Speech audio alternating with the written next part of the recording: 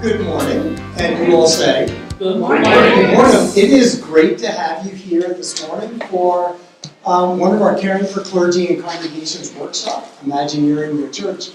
My name, for those of you who don't know, I am Graham Standish. I am the Executive Director of Samaritan Counseling Guidance Consulting, which our main offices are in the white building right across the parking lot over there. I also am Director of our Caring for Clergy and Congregations program. And before I introduce Jordan, I want to tell you a little bit about what we do. We really, starting about 7 years ago, really began focusing on how do we build this program up. The focus of our Caring for Clergy and Congregations program is really to help pastors and churches turn around. I mean, that really is our focus. We do one-on-one coaching and spiritual direction with mostly clergy. We also, and most of this is me, but we also have others who help. I also do consultations with churches on how to understand how to grow and how to turn around the church. We also do small groups with the churches. We also put out materials to help churches and pastors become healthier and grow. And as you can kind of figure out right now, we also do workshops. And we have been doing workshops for the past 7 years, about twice a year, where we are actually trying to bring in ideas that you're not going to find typically in what's offered in seminaries or offered by denominations. And this is intentional. We're not trying to compete with them. But being a counseling center that also does coaching, that also does spiritual direction, that also does consulting, we are really focused on integrating ideas that come from outside typical church thinking. This can be principles from therapy. It can be principles from organizational psychology. It can be principles from, well, honestly, Disney, which is why we are here today. I will invite you to learn more about what we do. We really have been able to make a significant difference. I'll also tell you something that I think is also important. We are a center with 18 therapists stretching all the way from Washington to Butler, PA. And we have a significant number of therapists who specialize in working with pastors in terms of mental health issues and things like that, and we continually train our therapists on how to integrate spirituality and faith into counseling for those who choose it, and also how to understand and deal with the issues that specifically clergy have. At any rate, it's my pleasure to introduce our speaker today, the Reverend Dr. Jordan. And Jordan, you already know Jordan. If you don't know Jordan, remember he's been around for a long time. I first got to know Jordan, he was a student of mine when I was teaching at Pittsburgh Theological Seminary, a class on spiritual formation in the Masters of Divinity program. And really what happened, Jordan, among other students, had kept in touch with me over the years. We got together a lot. We would share ideas together on how to turn around churches, how to grow churches. Jordan is now at Northminster, up north of Newcastle, and has done a tremendous job of really helping that church turn around and grow, which includes a pretty significant renovation of their sanctuary that just got completed. How long ago, Jordan? September. So I'm still recovering. Yeah, it's still recovering because capital campaigns do that. I went through 4 of them when I was at Calvin Church, and every time I felt like, wow, I have no energy left for anything else. But Jordan has been incredibly innovative.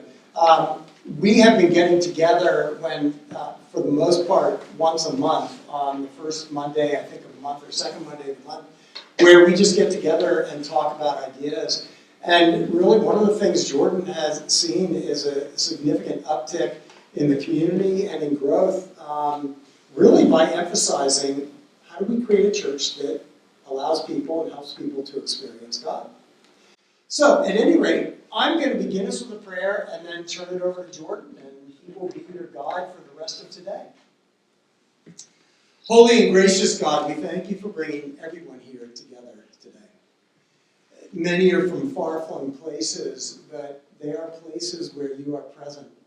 And I pray that you would be with Jordan as he offers these really innovative ideas to help our churches become healthier, to grow, and to make a difference in their communities. Be a blessing to him and be a blessing to us. And we ask this in Christ's name. Amen. Thank you. Great to be with everybody here today. We're going to have a little bit of fun, hopefully a little bit of an experience, a little bit interactive as we go through some of these things. But I want to share about Imagineering, and we're going to kind of use Disney as a launch pad for talking about creativity in the church. And that's creativity in worship, creativity in sermons, but creativity in programming. How do you start to get people thinking and reacting a little bit differently? So I'll unpack that and give you a little bit of a baseline for that. If you're not a fan of Disney, that's also okay. One of the things I'm going to say as part of this is that some of the trends we're going to talk about go beyond Disney now. There's some big shifts happening in terms of storytelling with technology and that kind of thing. So we're going to use Disney as a launch pad, but it'll be beyond Disney. So here's kind of where we're going. Okay, I'm going to give you an introduction to the concept and try to help you understand what do we mean when we say Imagineering. We're talking about how Imagineering works, in particular the process that people that design theme parks and rides and that kind of thing go through, some of their principles, and then I have some stuff at the end specific to church, but probably we'll get through most of that as we go, because I really do want to sort of focus on church. You have two documents in front of you, okay? One is most of my slides. It's not all my slides, but it's like the key slides, so you can follow along and take notes. You don't have to write stuff down. And also, if I skip something, I don't feel bad because I gave you at least the slide. Okay? And also, there's another document called Field Research. And that's actually stuff that I've done at my church, that myself and the rest of my church have tried and experimented with. And so I'm going to be referring to that book a decent amount as well, because there's some pictures in there. I brought some props and stuff. But so we'll be going sort of back and forth between the two. Okay, on the flyer, here's some of the things we said we were going to talk about. Generating great ideas, understanding story and theming, building creative teams, making worship feel more immersive, figuring out the details, and developing processes that turn ideas into well-planned, energizing ministry and mission. My big thing is I just want to give you a sense of what this Imagineering stuff is like and what's possible, I think, in the church. One of the things I want to say, though, right off the bat is that I've got probably enough material for 2 days of workshop.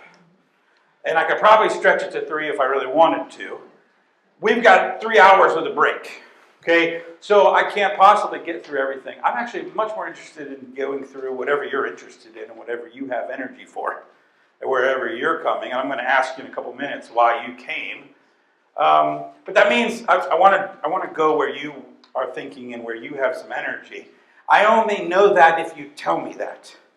So what I ask you to do is interrupt me. Okay? Ask questions, give examples. You can disagree with me. It's like I tell my session. You can disagree with me as much as you want. I'm around wrong people all the time. It doesn't bother me at all. Okay? So, but I want that interaction, and I want some of you may have some ideas of things you've tried, or you might have tried something and it didn't work, and we can brainstorm how to do it differently. I want this to be participatory. Does that make sense? I'm confident I can get us back on track with the schedule, and I have a bunch of slides I can go through pretty quick. I'd rather go wherever you're excited. Okay? Here's a couple of ideas that we've tried to just sort of whet your appetite. These were really fun. I got this from a mutual friend, Dave McDonald. So what we did was for baptism, we had a special baptism of a whole family, a father, a mother, and a baby.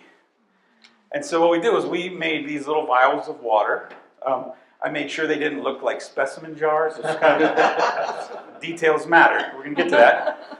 Okay, but everybody for 2 weeks took these home, prayed for the family by name, because they had the name, And then at the time of the baptism, everybody came forward and poured their prayers out into the baptismal font.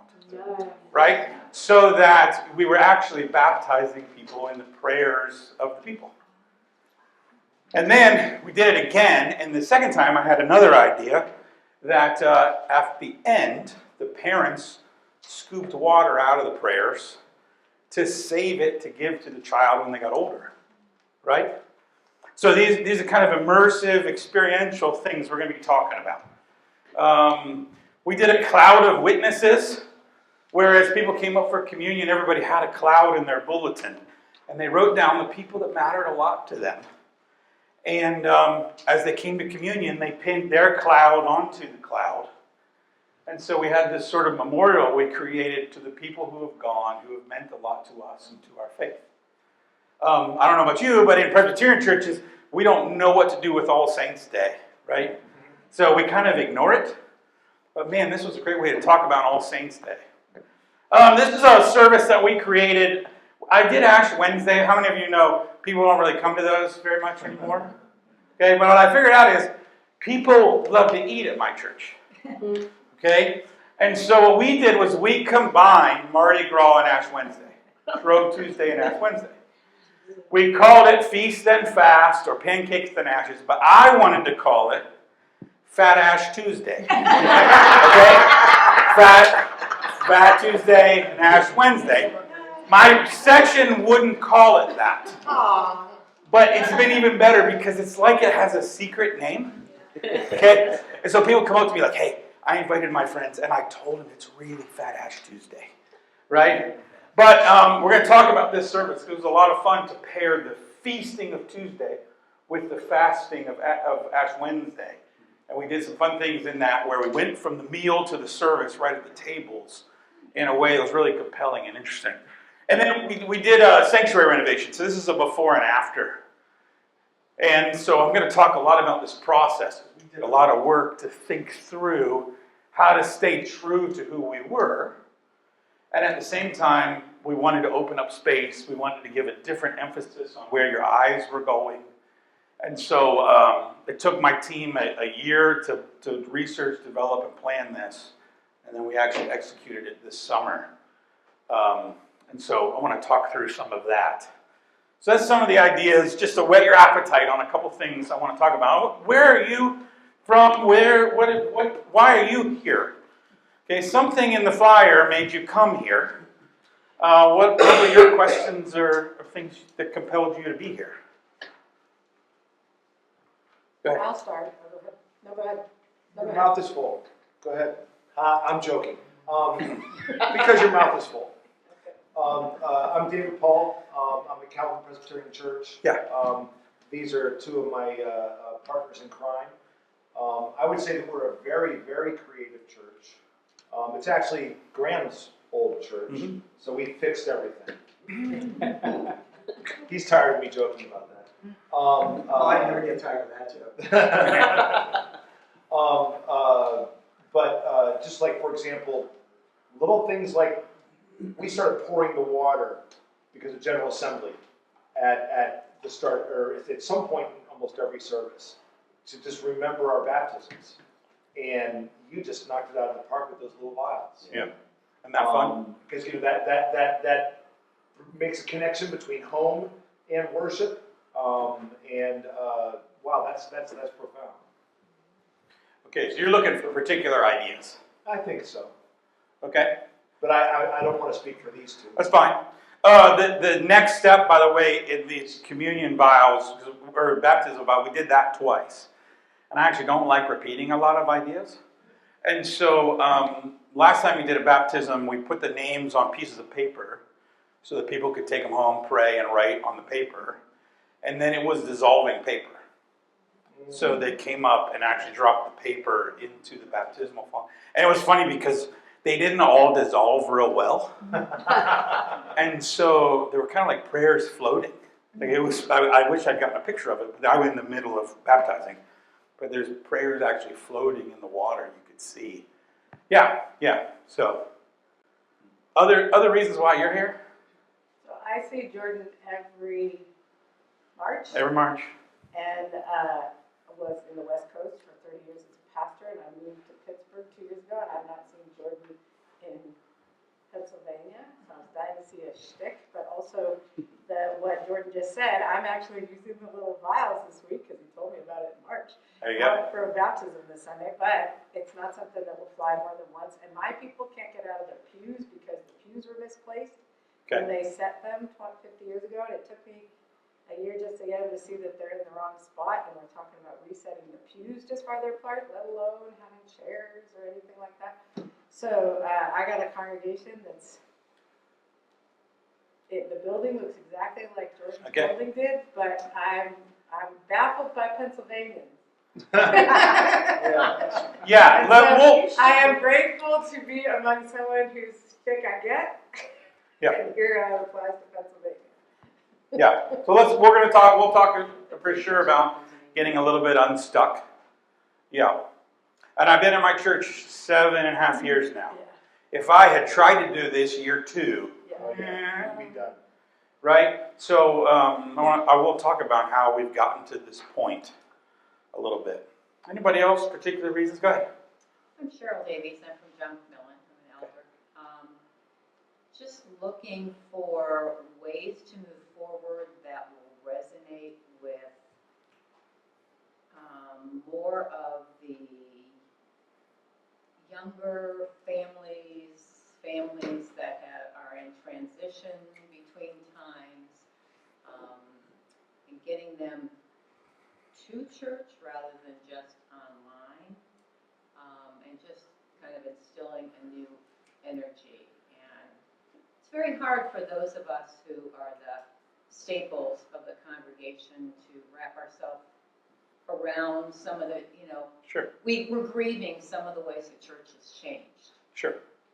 But we want to make it the church of the future and make it something that group of people is going to buy into and bring their kids to. And so, wanting to do that's a great first step. I know plenty of people that don't even want to do that and wouldn't show up here. So good on you for that.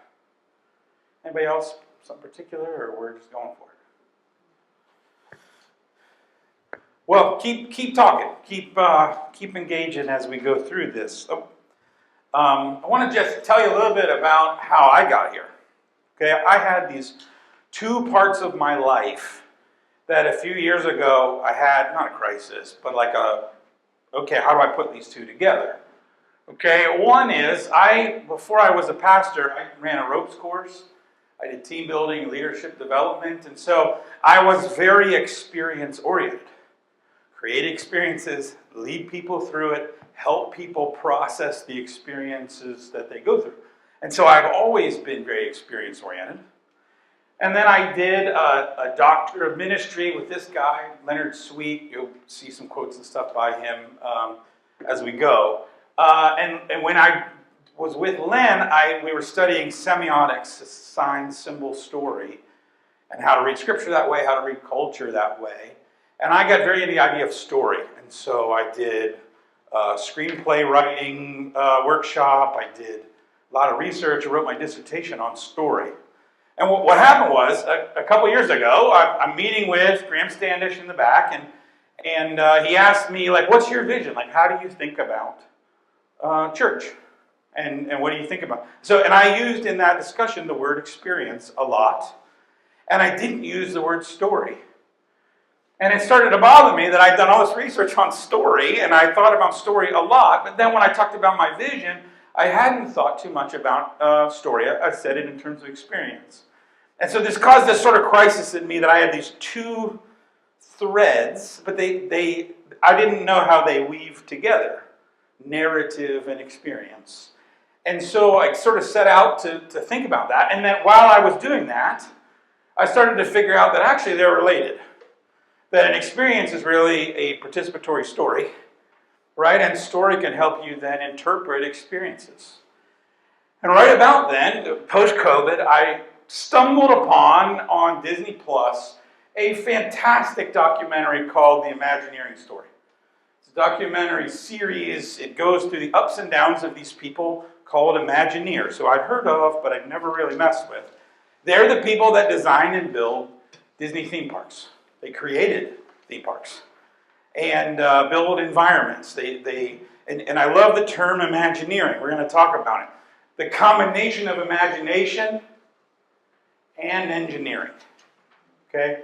And what I'm going to really press on you today is most churches say they're not very creative, but I think a lot of times the problem is actually an engineering problem. Okay? That the problem isn't that they're not creative, it's that the people ask bad questions of, like if I come to you and I just say, hey, what are new ideas for youth ministry? That's a really hard question. But if I take you through a process where we look at current trends in youth ministry and we see what's working in other places, and we might come up with some ideas if we go on the right process together. And then can you pull off the idea, right? Like, okay, to have these vials, I had to order those. Okay? I had to measure to make sure we were not going to overflow the baptismal font with all this water, right? I had to think through the amount of water. In fact, we have this little bowl in the baptismal font, and I knew it was too small. I had to put a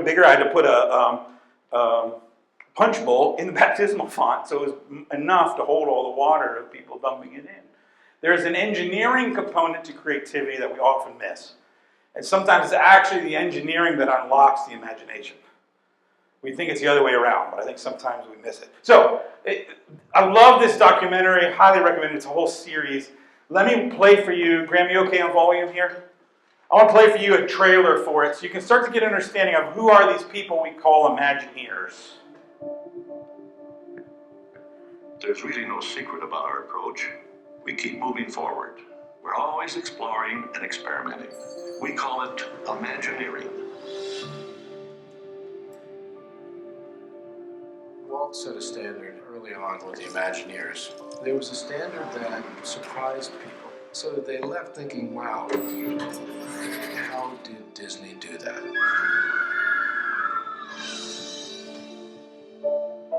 This is a dream that started in Anaheim that's traveled the world. We've come a long way through the years, haven't we? Unbelievable. There's such a pride in being able to create a place that brings that much happiness to people. Anytime you take people behind the scenes, you see the imperfections, the trial and error, or the experimentation. Behind all of these curtains are different projects going on. This is the cutting edge of the technology of Imagineering. I've heard about it. Is it true? There is this underground city, and I wonder what's down there. I don't know if you've ever walked through the hallways of a Star Destroyer before. We're in the inner sanctum of the Disneyland Matterhorn. Nobody ever gets the chance to see it. It's only a special privilege.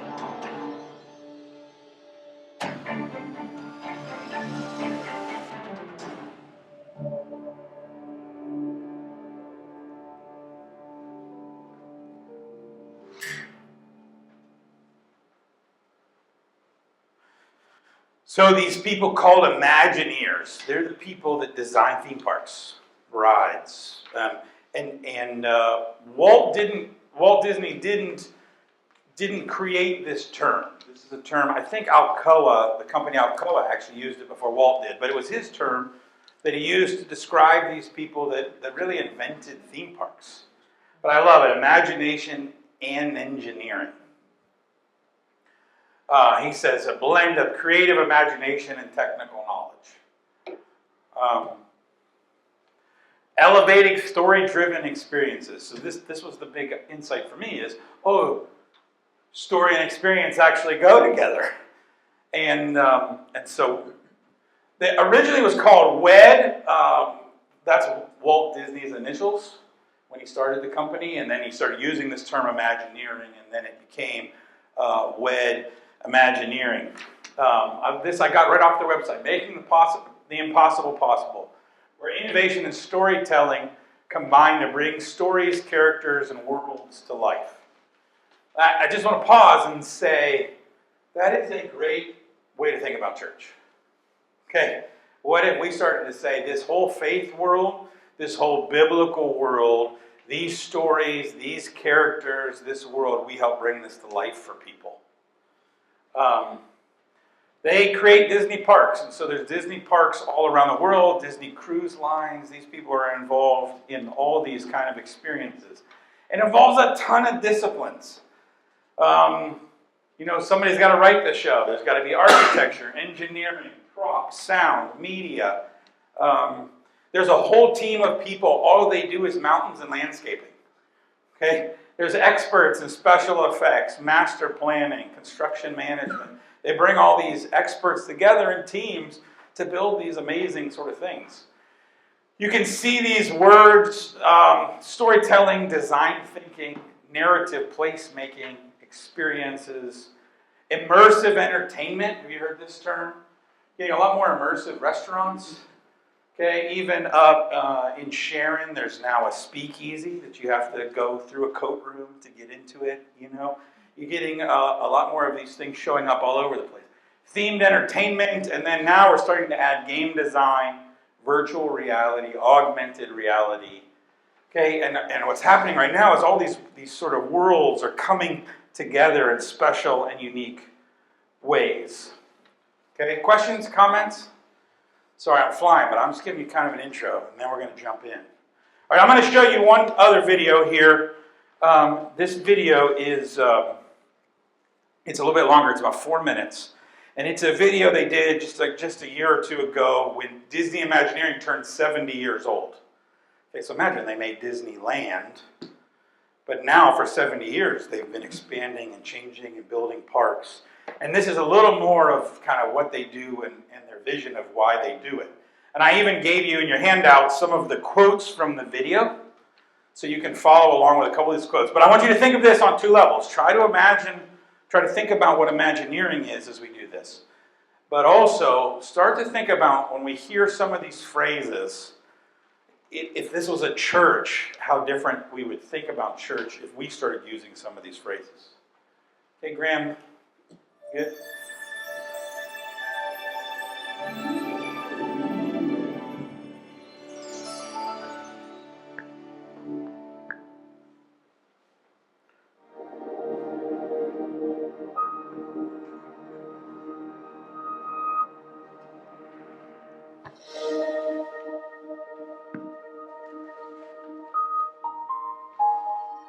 Walt had this idea, and whoever he called in, that was instantaneous. You were supposed to be instantly productive and kind of instant genius. Walt believed that you could make anything alive, but you had to believe it was alive. Walt said it. You can design, create, and build the most wonderful place in the world, but it takes people to make the dream a reality. So from the very beginning, we built the organization from within. That was true in Disney Imagineering, and it was true in the operating end of the business.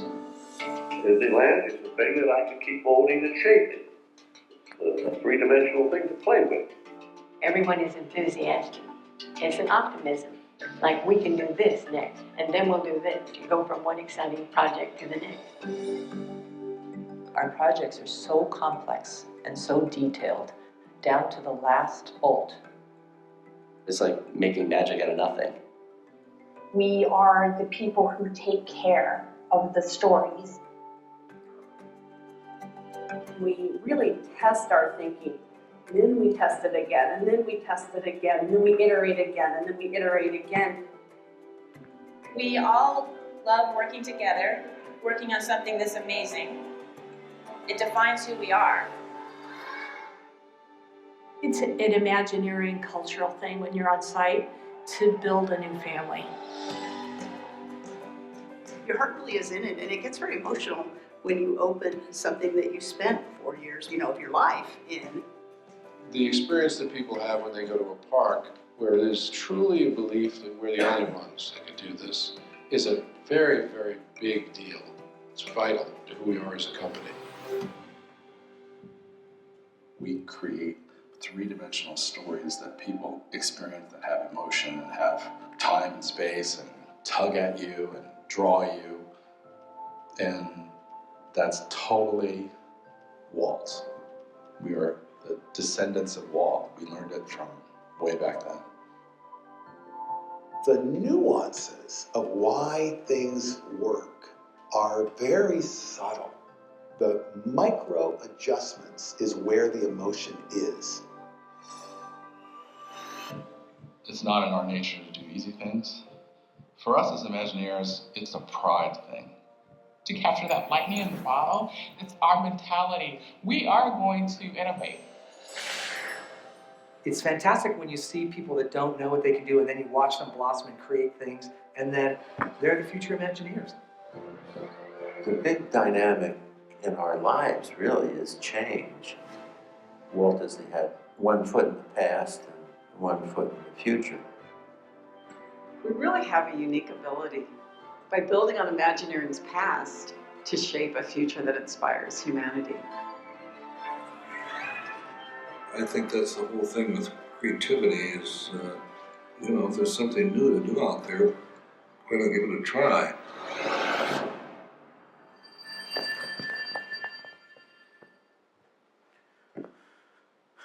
Okay, here's some of the quotes. What stood out to you? Positivity. Okay. The enthusiasm and positivity.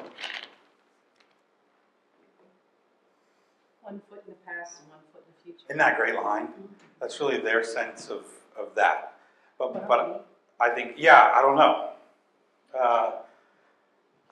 And I think that's a key component for the church is how do we lean into, Len Sweet has a whole vision of how do you swing on a swing? Okay? Well, some of it you lean back and some of it you kick forward. And it's the synergy behind lean back and kick forward that you ever watched a kid try to figure out how to swing? Lean back, kick forward. I think it's past and future. So we're not talking about just taking the church in the future without seeing the past. A lot of it's bringing the past forward.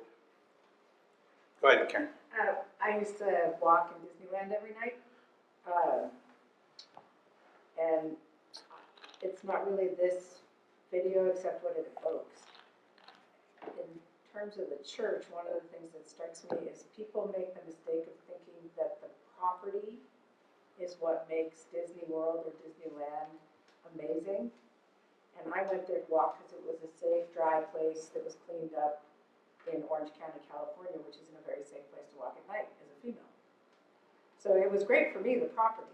I wasn't there to ride rides or eat or anything else. It was cheaper than the gym. So I would go off every night for 2 years. I did this. And the property isn't what makes the experience, which is a mistake people make with the church, right? But you have to have the property.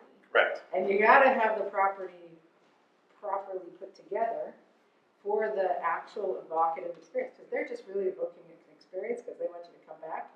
And you can't find that experience anywhere. But then I think about, I don't know if any of you watched that, it was like really going around the circles, the gal that ranted about the failed Disney World hotel about Star Wars, where they had like the physical environment had mistakes, but also then the experience had mistakes, and it was just an utter failure.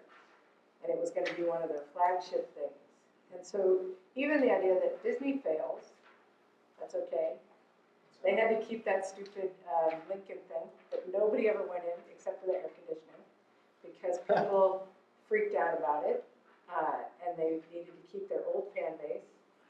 Right? Now they've changed it because the world has changed. Yeah. And their clientele has changed. And the thing is, the church doesn't want to talk about being clientele. Yeah. They don't want to talk about being providers. Like these are the language. We need to find other language, but we're doing the same thing Disney is doing every single week. Yeah. One of the things that is not in the optimistic videos that you just saw is a lot of the downs of Imagineering.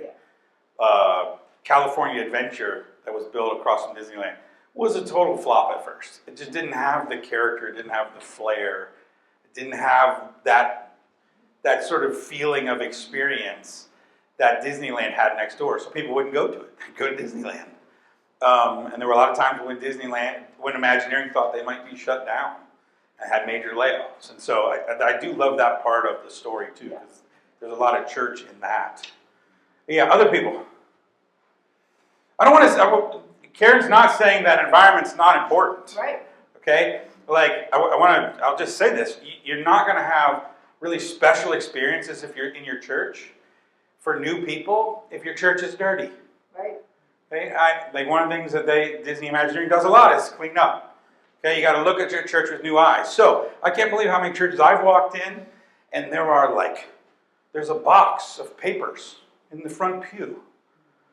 For how long has that been there? You know what I mean? And there's cardboard fish boxes on a table in the back that nobody messes with, but also nobody puts away, right? So environment is not unimportant, okay, but it's not the only thing.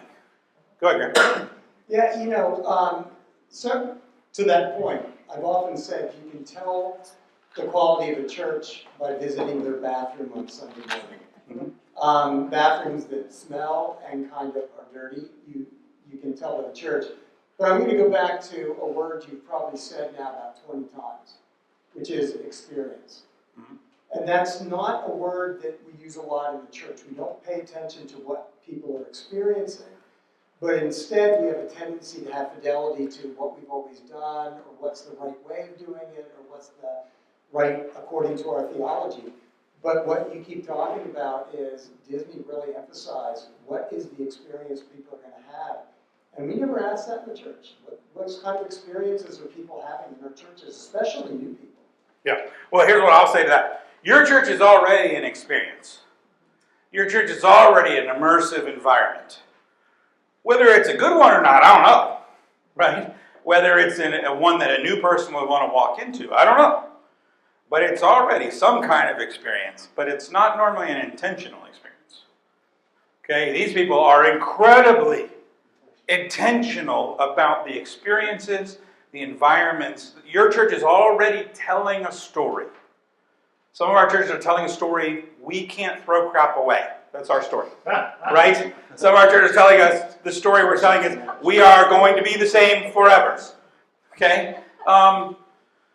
But you're already telling a story. You're already creating experiences. They're just not always real intentional, and they're just not always real appealing to new people. Okay? And so how do you create some of those experiences? Okay, this goes way beyond Disney now, so I don't want to just stick with Disney. Let me say, Universal Studios did the Wizarding World of Harry Potter. Have you been to Wizarding World of Harry Potter? Wizarding World of Harry Potter really put Disney back on their heels, because for a little while there then, people would go to Florida to go to Disney and then add a day at Universal, and then it switched. People were going to Florida to go to Universal and then adding a day at Disney. How did Disney come back? Star Wars. Star Wars was their big punchback, and the hotel didn't work. The land did. Go ahead. And this is just reinforcing the points that you were just making. When we went there with my kids noticed how dirty it was compared to Disney. Right. And how impolite all of the staff was compared to Disney. Right. I mean, my wife and I obviously noticed it, but for our young kids who were like, "Oh, Harry Potter," to voice that was amazing to me. Yeah. Yeah, it's what Universal hasn't quite figured out yet. Right. But the building of Wizarding World of Harry Potter was an amazing move forward in terms of immersive environments. You can look up the Themed Entertainment Association or the IAAPA. I don't even know what that stands for. I can't remember. But there are these organizations because there are so many theme parks and there are so many other ways that this stuff is starting to show up. Great writer right now, Margaret Kiertsen. Len just assigned one of her books last term because I recommended him, Karen. Recommended her. But, these kind of things are happening, and part of what's happening is some of the people who used to work for Disney are starting their own companies. So there's the BRC is a guy who used to work for Disney Storyland Studios, and they have a themed attraction podcast. Have you heard of Meow Wolf? Anybody heard of Meow Wolf? Okay, it's this art. I've not gotten to go yet. It's an immersive art experience. Okay, and so you should look up Meow Wolf because people are calling it one of the most immersive environments that you can go through. It's an art experience. So you're starting to see this show up. In fact, I've had some experiences of this. This summer, I was camping with my family, that's my son, 3 of my 4 kids. And we went down on, we were in Erie camping. We went to Rum Runners. Okay, a nice little themed restaurant right down on the bayfront. I mean, it's not super themed, but it's Rum Runners, right? And then there's this other adventure that happens in the bay in Erie called Scallywags. If you have little kids, this is a blast. You want to take your grandkids to something fun? You go on a pirate adventure. It's themed. You go out in the bay, and then there's a bad pirate, and that person has a ship, and they attack with squirt guns, and you have to fight back. But part of the battle happened right here when we were eating. This is in Erie, everybody. This is not Orlando. In Erie. Okay? Erie's like 30 years behind everything. Okay? Here's another one. I went up, I spoke at a Perspectives on World Christian Movement class up in Niagara Falls. And I went to see the Cave of the Winds, right? Which was okay. Like, it was a lot of birds and a lot of bird poop. Okay? So, but it had the most amazing introduction. It's like this really interactive room where you could see, and stuff was moving, and there was screens of there, and then we watched a video, and there's stuff happening on the main screen, but then there's movement on the side. There's movement. It was like I was at Disney World. I'm in Niagara Falls, going to look at bird poop. Okay, you're seeing this all over the place. Themed restaurants. Okay, this is going way beyond Disney now. It's part of the culture. Okay, people are starting to want experiences, and they're starting to want immersive experiences that they can tell their friends about, and really that they can take pictures of and post on Facebook or Instagram. Okay, this is the new trend. These 2 guys, Joseph Pine, James Gilmore. This book's dated now. 2 Christian guys wrote this book, The Experience Economy, and what they said was they sort of predicted that this was happening. Okay, that it used to be in an agrarian society, what drove economic value was the stuff, right? There's a whole bunch of people in our region that had oil fields and made so much money because they got the crude stuff out of the ground. Okay? Then the economy became really driven by the goods. What can you make with the stuff? Okay? That was a lot of the steel industry. It wasn't just having steel. It was we can make beams and ship them out of Pittsburgh. Then the economy, you still need all these, but then our economy really became more of a services. So what set you apart wasn't what you could make, because people could make all kinds of stuff. What set you apart was your services. Could you serve? And what they said was we are moving into an experience economy, where what people actually want to buy and sell, what drives the economy, is the experience and the quality of experience. And what they actually said was the companies that are smart are going to actually make their money on experience. So they said, okay, Starbucks. Starbucks is okay. I like Starbucks. They're not the best coffee. They're a great work environment. One of the things that they said was, you know what Starbucks should do is charge per table. Charge to go in there. Give away coffee and just charge $8 an hour for the table. I would do that. Okay? That what people actually, what the highest value becomes experience. Okay? What's next? They're writing a book right now called The Transformation Economy. That really what they think is coming next is that the future will be in promised results. So instead of paying your trainer per hour, pay your trainer per pound. Right? Pay your trainer per pound. Pay your consultant out of the results. Okay? Good salespeople have known this for a long time. Pay me based on my sales. Okay? Let me earn more if I do better. Transformation economy is the only thing they can think of as the next step. So let me ask you, what do you think the church offers in this scheme? What do you think the church offers?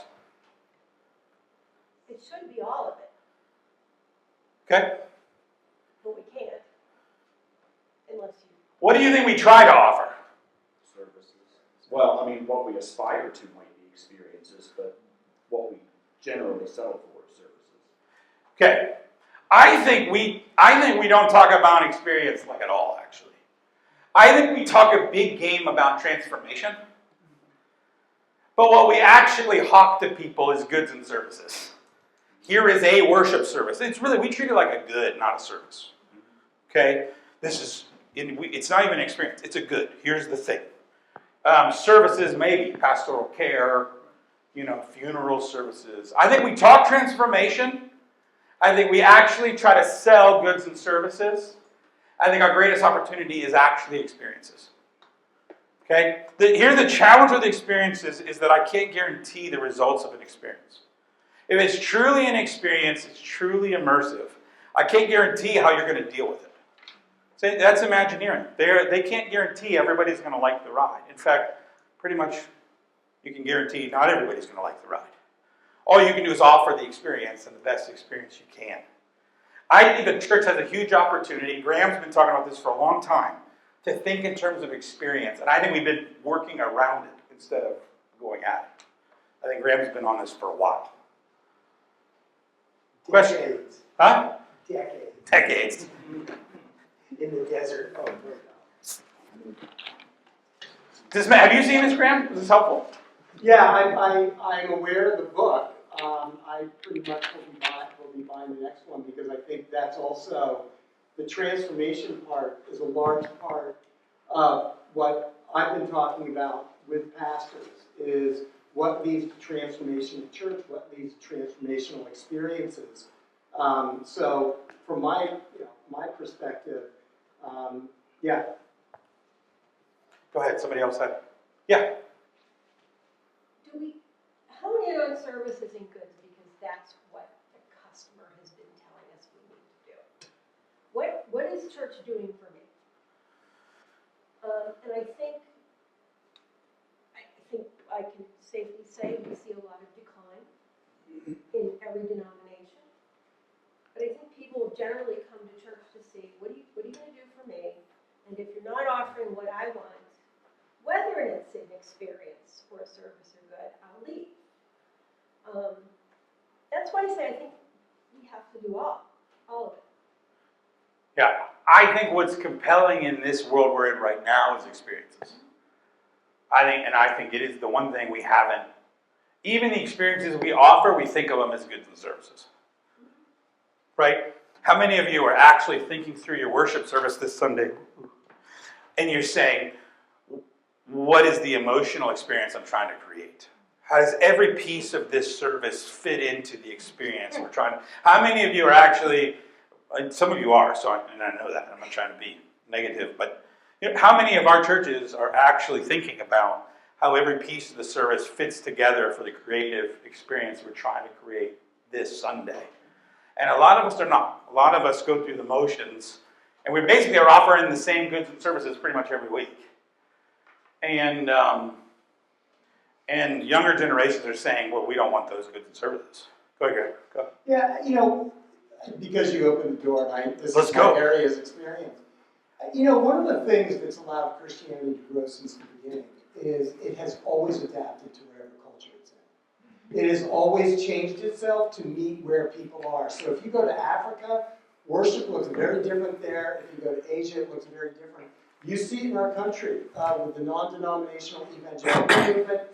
They, in the mainline church, we often will talk about how, people want us, people, all they want is the experience.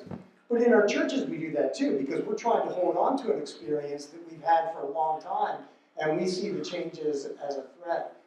I think the key thing is what Christianity has always done well is it has asked, how do we transform these particular people to open up to God's presence, to Christ's work in their lives, and how do we adapt to where they are?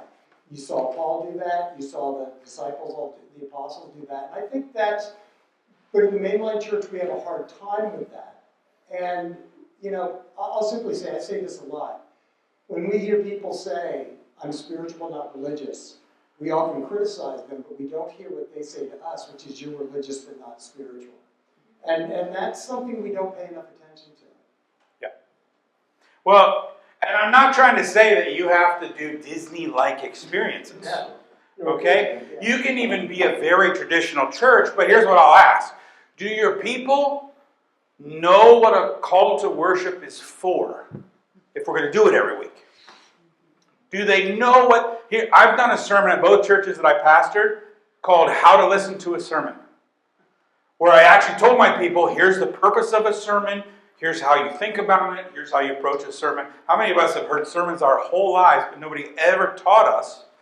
I mean, if we went to seminary, we assume it. But my people don't know a sermon, why it's there, how it develops, what kind of work I put into it, what I hope they're getting out of it. Okay? So even in the experiences that we are having with people, do they know what they're experiencing and why we're doing what we're doing? This is the other thing that Imagineers are very particular about. They want, if you're going to enter an environment, they want you to know the environment immediately without them having to tell you. So they built an avatar world in Animal Kingdom, and I haven't been there since they built that world. Well, let's go. Let's go. I'd love to. I need a raise. So, Avatar world, but so that's built on a movie. They've now made a sequel, but it was made a movie that was out a long time ago. Right? How many people that come to that world have ever seen the movie? Remember all the pieces of it. Remember the terminology. So the Imagineers have to not just build the world, they've got to give clues in the world to help people understand what this world's all about, especially people that never saw the movie. Right? Because how many people are fans of that movie and are going to come to Disney World and enjoy that? A small percentage of the number of people that they've got to get through that park. So they're very intentional about helping people understand what they're supposed to experience intuitively. Right? How do you know that there was a great battle a long time ago? That this environment is not necessarily real safe? The world's got to read that way. Okay? And so I think a lot of times, even a lot of the stuff that we're doing that we say our experiences are not, we never really help people figure out. You know who's really good at this was Tim Keller was really good at this. If you ever follow Tim Keller, when he was at Redeemer in New York City, he died a couple years ago. But he would explain to people, okay, now we're going to do a call to worship. Here's why we're doing a call to worship. And then even, I went to his funeral online, watched it, and there was a bulletin. And the bulletin said, now we're going to sing, My Hope is Built. We're singing this song at a funeral because da-da-da-da-da. We're actually giving people clues as to why we're doing this hymn in the bulletin. Okay, I think we assume people know. So even if you want to be a traditional church, you got to help people connect with that. Because they've now lost it. And they don't even know that they lost it. Okay, anybody, what's clicking with you? Have you seen some of this trend? Anybody got an experience that they've gone through? Karen, go ahead. It's more the larger one of what you were just talking about with this, that if we're going to use Disney as an example. I think one of the geniuses of Disney that the kind of churches that are represented in this room can have is they reuse everything. Like they don't ever, very rarely do they create something actually new. They refurbish everything. So they use the same space. You go in and it used to be a Buzz Life and now it's whatever their latest movie is. So I thought about doing what Jordan did with Ash Wednesday because my church sucked at Ash Wednesday. Fetish Tuesday. It was so bad. And praise God, I got COVID for the first time, my first year there, and missed the Ash Wednesday service that I was doing exactly like they've been doing it. And somebody else did it for me that was in the church. And then the next year I said, okay, you got your traditional Ash Wednesday service. We're going to do Ash Wednesday, but we're going to do it in the next room over, and we're going to do it a little differently, but it's still going to have all the elements. So I didn't change it that much, but I put a communion table in the middle with literally 150 candles lit, fire, the kids there, they were in a circle around it. I was terrified every minute, but in terms of, for them, suddenly now everybody wants to come to the Ash Wednesday service and we can't do it there again because it's too small a space. But our fellowship hall sucks. It's like a dungeon. So maybe that's not so bad for Ash Wednesday, but you know what I mean? Yeah, I'd lean into it. Make it a dungeon. I think yeah. that's the, now that I've been to the guy he's talking about, Dave, any of you ever want to see a place that will like help your imagination, go to the Dave McDonald guy's place. It's about I've got a slide up here. Anyway, but I just think partly churches walk away from these kind of seminars thinking, oh, we gotta repaint our sanctuary, we gotta redo, or we need it. And in fact, some of those things help, but really, we have there's reasons why these things have endured, but then we don't ever change them in a way that then can allow us to change a little bit more and a little bit more and make it more what we're talking about. But that's exactly what Disney does. They're the same footprint they've been in, they're doing the same thing they've been doing, they've recreated it in Florida, but Disneyland has been there for as long, since before Billy Graham. And so I do think that we need to take heart that our spaces, our traditions, etc., can be remade. Sure. There's one of the things that our teacher, Len Sweet, talks about is the Russian term ostrananie. You heard this term before? It's a philosophical term. It means like defamiliarization. It's not an exact translation, but it means when you know something and are familiar with something already, for you to learn about it new, it has to become strange before it can become familiar again. Okay? So you have to take communion and make it weird to allow people to rethink about it. Right? Like people think they know the Christmas story. Okay? And they've heard it all the time. And they've got nativity sets. So if you really want them to approach it in a new way, you've got to figure out a way to ostrananie, to make it weird and strange so they can reapproach it. Okay? And so that doesn't mean you have to throw away all your traditions. In fact, a lot of people today don't know the traditions so much that they're already strange. Like actually, it's way easier to reapproach. Go ahead. Look at what happened to communion during the lockdown. Mm-hmm. I mean, all of a sudden, we were empowering families to serve communion to each other in their homes. Quite frankly, we still haven't gone back, for the most part, to doing it exactly the way we did it before. It became really strange, which then enabled us to do things in a much more efficient, I think, and effective way. Yeah. COVID at my church was a growth period. We added people, and the big thing for COVID at my church is it sort of was the nail in the coffin for several things that probably needed to die, right? Yeah. And then the phrase that I used to always hear was, we've always done it that way. I don't hear that anymore, because everybody remembers 2020. So there was at least 1 year. It was always a bullcrap statement, right? Because there's no way you always used to do it that way. You know what I mean? Somebody invented that at some point. Okay? But yeah, COVID kind of loosened the grip on what we had to do. Now, some people then tried to re-grip, but it's not working. Like, it's even worse now. Listen, Jesus was Imagineering way before Walt Disney. Go back in your Gospels and read Jesus through the lens of experience creating. Okay, everybody know where this is? This is Caesarea Philippi. Okay, also called Panias or Panias. Okay, it is way up. It's by Lebanon. I mean, you're way up in Israel. That's about as far as you can go. And it used to be, these were slots where there were gods. And there was a big fountain that came out of here. This was the gateway to hell. And Jesus took his disciples all the way up here.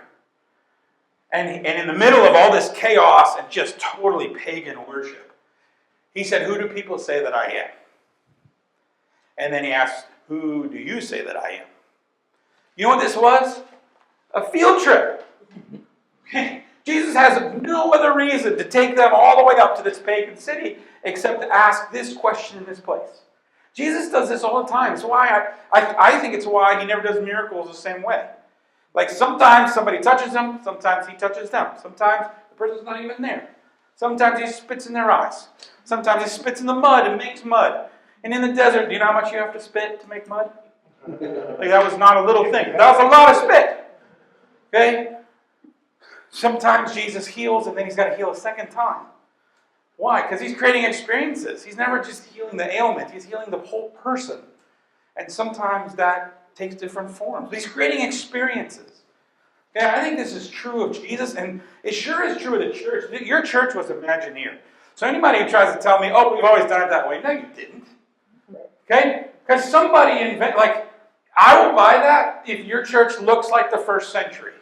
Right? If you're meeting in homes with unleavened bread and you're speaking Greek, I'll buy.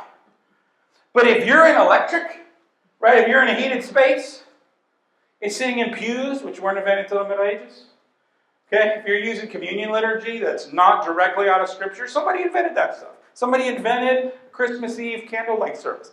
They invented stained glass to help tell the story. There was a purpose behind how your church became what it is. What that should mean is that we have the freedom to keep creating. What that means is there's this amazing history that we should be tapping into. But also, if they invented stuff, we should be able to invent stuff too. That must be part of what churches do, is they learn how to communicate and create experiences over time. Your church was Imagineering. Somebody decided we needed a sound system. Somebody put the sound system in. Somebody built the building. There was an architect involved, right? There's an engineering side and a creativity side to everything that we do. And that should mean that we can keep creating. This is Len Sweet. He wrote a lot about experience stuff in this book, Gospel According to Starbucks. He said, is God a reality to be experienced or a belief to be remembered? Is Christ a living force to be experienced or a historical figure to be reckoned with? The Bible is less a book about how people thought about God than it is a book about the religious experiences of individuals and communities. Experience is the engine room of biblical and spiritual enterprise. Okay? Experience. This is how Len likes to say it. Make it epic. Make your church experiential. Okay? Make it an experience. Participatory. Okay? By that means get people involved in it. Have people be part of what's going on. The scary part of participatory is I can't necessarily control how everybody is participating, what everybody does. Image rich, I don't want to get into that too much, but the idea is stories are often expressed through images, symbols. Okay? You go to Disney, there's signs, there's symbols, there's markers, there's characters. Images drive story and drive experiences. Okay? Think of it like movie posters. Okay? Light versus dark. Okay? In Star Wars, one of the big themes is forced conformity. Stormtroopers always wear the same thing. You can't see their faces. You can't see their species. Versus the rebels, who are all kinds of species and wear all kinds of clothes. Or be Chewbacca and don't wear clothes. Right? But there's no forced conformity. Right? But in the poster, you can see the difference. Okay? Symbolically, you can see the difference. Helps tell the story. Okay, and connectional. Part of what we do is connect with other people. And that's part of experience. Part of what makes a great experience is I share it with you. Right? We both survived the roller coaster together. Okay? That's part of what makes the experience something that means something to me is I share it with you. Okay, questions, comments? Everybody with me? Now we're going to get into some nitty gritty, but I want to make sure everybody's sort of following along with the big idea principle here. All right, I'm keeping going. We are going to take a break here in another 15 minutes or something. Kind of got the halfway mark. So, all right, quick history, and then we're going into the process. Walt Disney is an amazingly interesting guy. I don't know how much you've read about Disney. Started out in cartoons, although he wasn't that good of an artist, and so he would write a lot of the story, did a lot of the voices. He and his company were the first to sync sound and cartoon. You've ever seen Steamboat Willie? Okay, this is the first cartoon that really put sound. Cartoons were just gags. They were just quick laughs where you would go to the movie and you would see a cartoon, you'd see a news report, and then you'd see the movie. So the cartoons were just gags. Didn't he fail at like a lot of different things before he made it? Yeah, it took him a long time. And then even sound, like the theaters weren't ready for a lot of that. And then he started doing sound, he started taking like he wanted more advanced cameras for some of his work, and theaters didn't have it. He struggled a lot. What was his breakthrough? Snow White. Okay? He was the first person to think that you could actually make a cartoon movie. Up until then, cartoons could make you laugh. Okay, he was the first person to think a cartoon could make you cry. Okay, he was the first person to think you could actually have people buy into cartoons to a point that they got emotionally wrapped up in the story. Nobody ever thought you could do that. They were just gags. Okay, in fact, you go back and watch early Mickey Mouse, Oswald the Rabbit was before that. You go back and watch his old cartoons. They were actually really violent gags. Yeah. You don't see them anymore. Okay? So he made movies then, but he had this idea then for a theme park. And I just want to say that at the time, there were amusement parks. And they were related to the trolley line. So a lot of towns, you'd have the trolley that would go through town. At the end of the trolley line, there'd be some kind of carnival kind of park. In Newcastle, where I'm from, we had Cascade Park. That was the park. People can still, some of my people can still remember the carousel and roller coaster. We see pictures and stuff. Okay, but when Disney gets this idea, you need to understand that amusement parks are dying. Okay, they're cheap, they're dirty, they're gross, and also trolleys are going away in favor of what? Cars. Okay, trolleys are going away in favor of cars, and so all over America, there are these parks that are dying. And Disney decides he wants to build a theme park, which is crazy. Okay, why would you want, and you have a business that you're very good at, you make movies. Why would you want to jump into making experiences at a park? People would say to his wife even said to him, why would you want to build a place like that? And Walt said to her, well, my place isn't going to be like that. He had a different vision for experiences. And the other reason that he did this, by the way, were people were showing up at Walt Disney Studios wanting to meet Mickey and wanting to meet Donald. And so people were literally showing up to try to create experiences at his place. And he thought, well, I'm going to do that. Okay, but it was a crazy idea. And where he put it, too. He was in Anaheim. Anaheim was nothing then. This is orange groves. Okay, but what he did was he hired a company that helped him look. And what they said was the new highway system being built for these new vehicles, these cars that are really getting popular, getting much more affordable, is going to go from LA to here. And land is much cheaper here. And so he was ahead of the curve. He was always ahead of the curve. And I wonder what he would have accomplished if he got cancer, because he smoked all the time and died young. Okay, so he created not an amusement park, but his idea was a theme park. People are going to come and be a part of a story. Yeah, even in the amusement versus theme, there's some of the stuff you've been talking about. Correct. That's what's the big difference, right? It's not just a ride. In fact, for a long time, Disney didn't want any thrill rides in Disneyland. He didn't want roller coasters. Okay, it wasn't until some of his people said, well, all these other parks have roller coasters. Our people want thrill.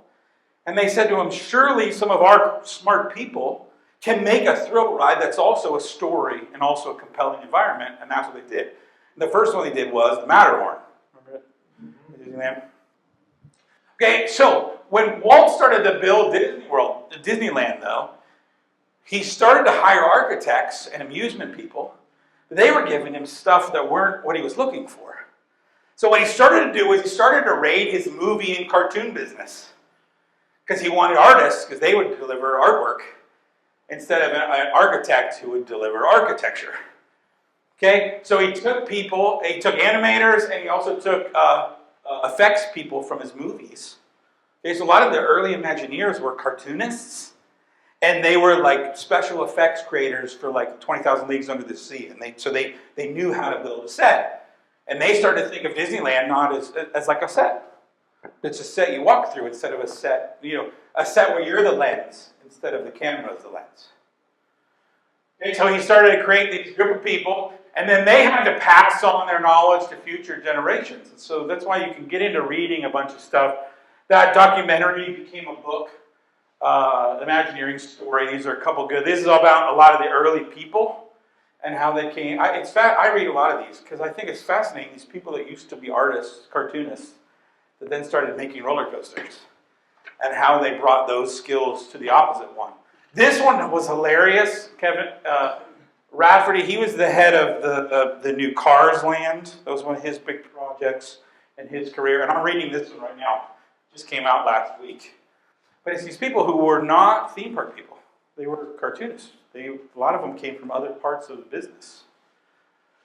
Okay, here's how Imagineers go about their process. Okay? And this is nitty-gritty, and this is where you may want to follow along, or you may want to be able to take notes. When Disney approaches something, it normally starts with a prompt. Creativity always starts with something. It's not like you don't just come up with creative things out of the blue. It normally starts with a prompt. We need to make a land. This ride is getting old. It needs to be refurbished. They go through a blue sky stage. That's totally brainstorming. Totally out there researching, and whatever sticks, it won't matter right now. It's just playful exploration. Then you get to concept development, which is where you start to actually lay out, here are some ideas that may have some legs on them.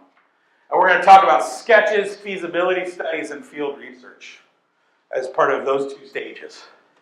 Then you actually start to design, storyboard, layout. Okay, what is this going to look like? And we start to model, what is it going to be like? Did you notice how many models there were in the videos that I showed? It's like a mini version of Animal Kingdom. It's a mini version of Epcot, so that they can see what it looks like and then move a camera around it and see it from different angles. They actually start to test the ideas in small scale before they try it. I'm amazed how many churches don't ever test their ideas. They just do them without actually walking through them. Then they actually build, and then evaluation and adaptation. That's kind of the, right? It's got to change. It has to reshape. And they go into it with the idea that someday somebody's going to have to update this. That's really weird.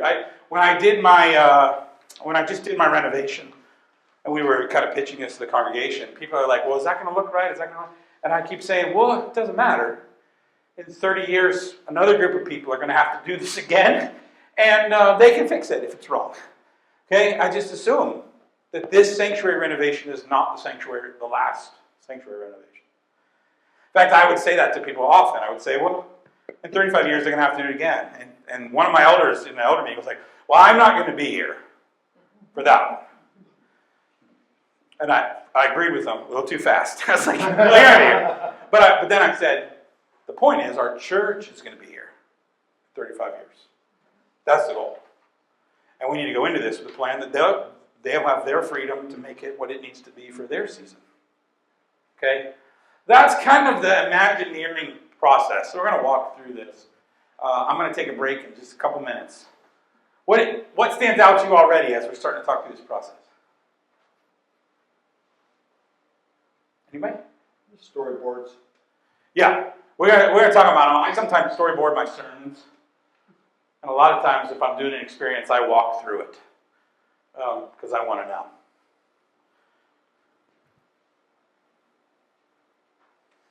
I'm going to talk particularly about the making of Animal Kingdom. That if you've been to Disney parks, Animal Kingdom is so different than the other parks. And they had to go through a whole creative process to figure out how it's different than the other ones. I think it's an amazingly fascinating story. Okay, start with a prompt. Ideas don't come from nowhere.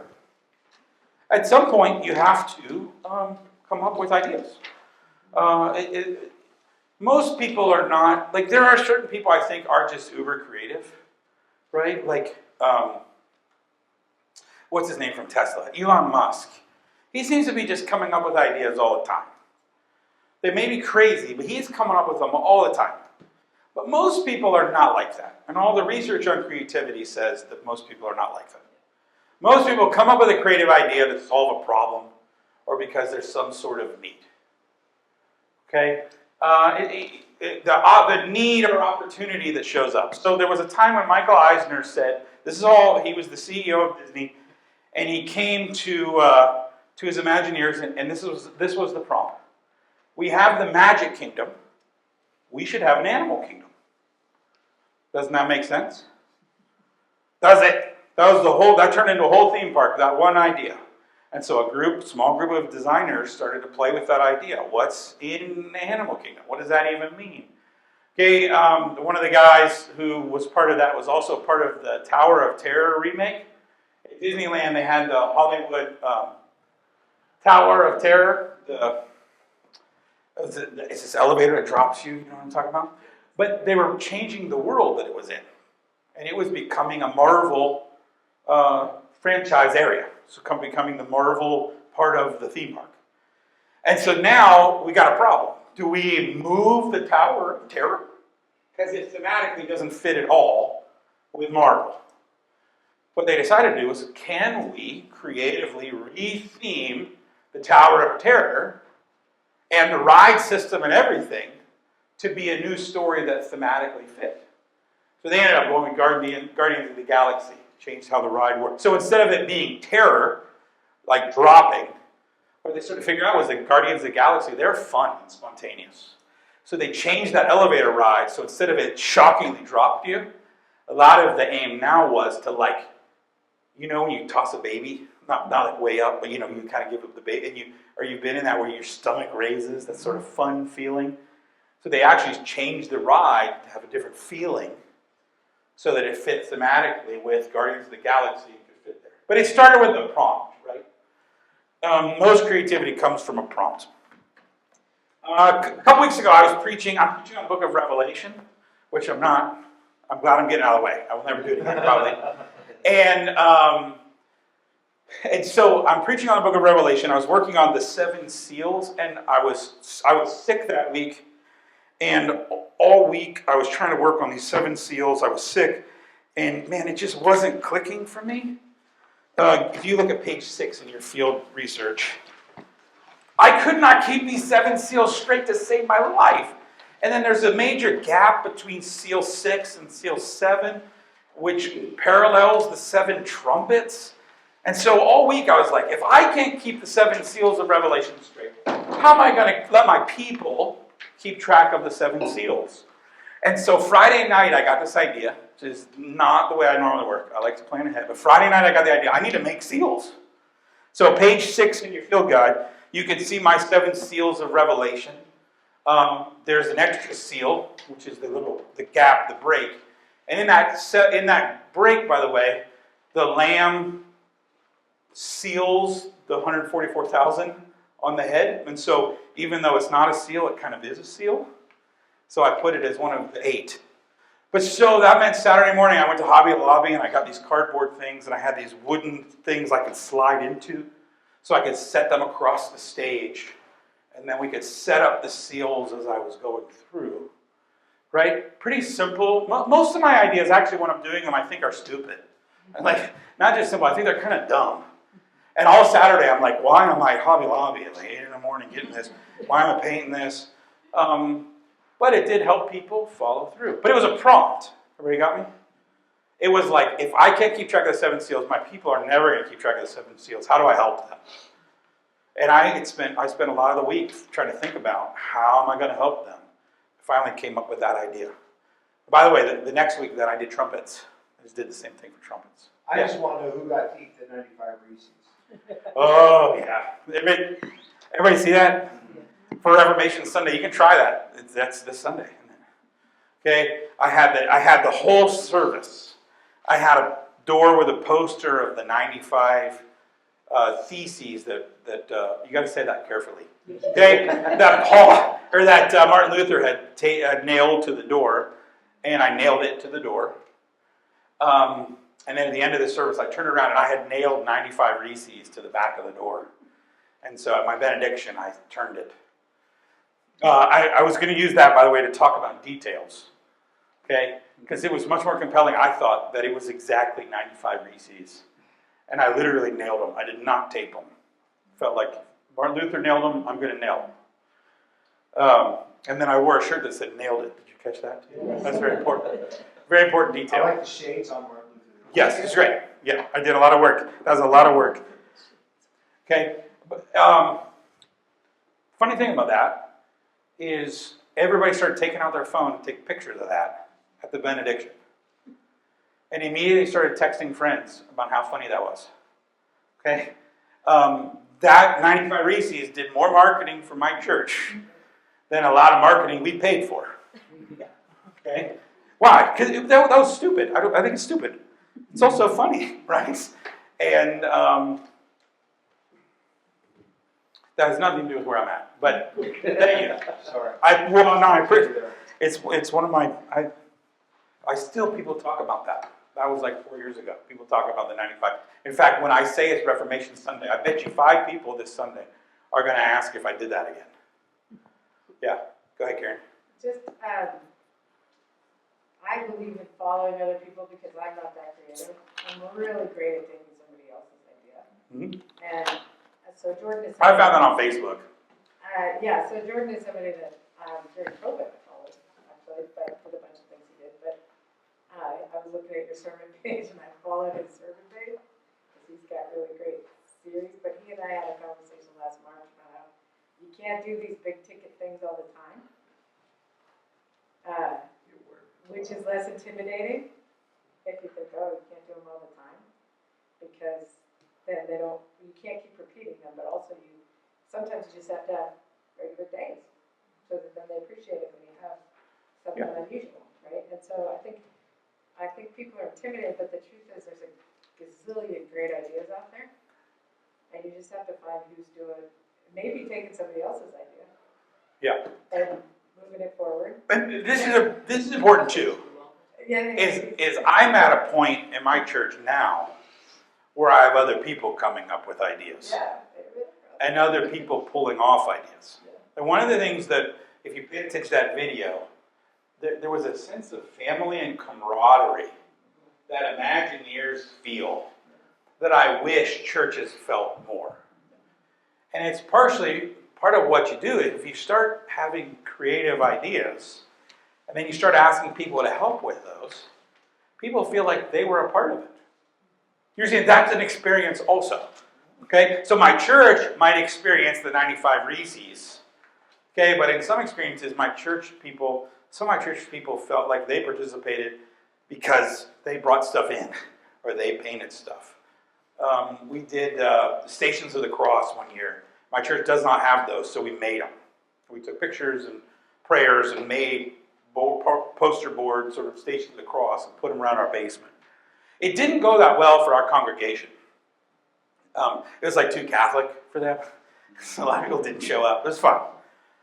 But for that team, they loved it. Like we made popcorn and brought pizza. We made all these things and we get them out every so often. But the camaraderie with the team was as much a part of the experience. It probably was better than that was one of those I didn't put in this book because it didn't go that well. For that team it did. Yeah. Right? And so you could get to a point where if you have good processes, you can teach people how to be creative and how to be involved. Go ahead, Graham. Yeah, actually, everything you said, I want to kind of double down on Karen's point, too. I think one of the problems whenever we hear all these ideas is like, how do you do this every Sunday? And you don't.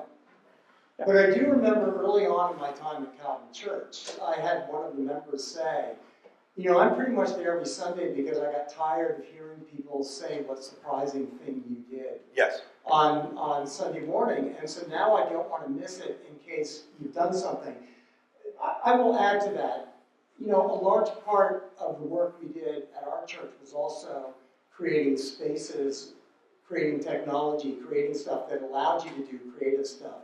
And for us, it was bringing in projection, being able to show maps or being able to show videos or things like that. But it was also kind of, I think that's what you did with your restructuring of your sanctuary, was creating a space where experiences can happen, but it's also giving a lot more permission. You got Bruce Smith up in the front row. A large portion of my early times there was talking with Bruce about, well, go ahead and try it. What's the worst thing they can do is be angry with us, but they'll come back next Sunday and they won't be angry with us. So and I think it's creating the mental structures, I think it's creating physical structures, and I think also the process and organizational structures that give permission for that creativity.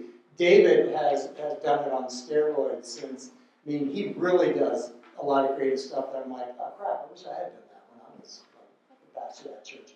But I think it's creating the context where that can happen, which is what I think both of you are saying. Yeah. Sometimes little ideas are better. Right? Sometimes little ideas are better. I had a silly idea, and then we'll take a break. I was preaching Jonah, and I was trying to make a deal out of the idea of repentance, not meaning saying you're sorry, but the word really means to turn. Repent actually means to relent in Hebrew. Okay? Because there's actually a time where God relents. Okay? And God doesn't repent and say he's sorry. But he actually was going to do this and then didn't. Okay? So I was trying to say, okay, how do we talk about repent? And so I just went and I thought this was so stupid. Okay? I found these burlap strips at the store. And so everybody had one in their bulletin. And they were falling out of the bulletins, they just slid right out, and they were like everywhere. But at the end of my sermon on the repentance of Nineveh, we just did this quick thing where I had everybody hold it, feel the burlap. You know what I mean? We were talking about sackcloth and a lot of things. I had them feel the burlap, and I led them into this real quick thing of confessing. And then I had them turn it over. I had them turn it over to the pretty side. And then I led them in a little bit of a just silent prayer on, okay, what does it mean if I'm going to live differently? If I'm going to turn to the other way and I'm actually going to relent, what do I have to do? And it was just a little bit of a prayer. It was 3 minutes. Okay? I can't tell you how many houses I have been in since then, and that's sitting somewhere. Okay? And I'm like, I thought this was so dumb. It was just a little way to finish a sermon.